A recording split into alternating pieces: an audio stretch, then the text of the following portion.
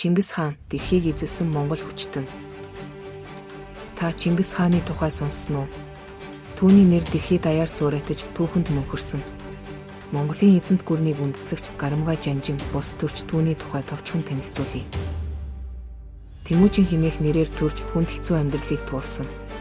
Эцгээ алдаж олон бэрхшээлийг даван туулж эцэст нь Монголын олон аймгийг нэгтгэж чадсан юм. 1206 онд Чингис хаан хэмээх цолыг хүртэж Монголын эзэнт гүрнийг үндэслэсэн.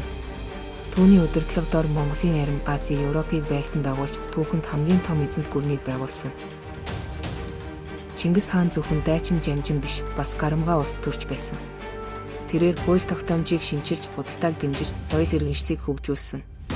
Түүний өв монголчуудын зүрх сэтгэлд мөнхөрсөн.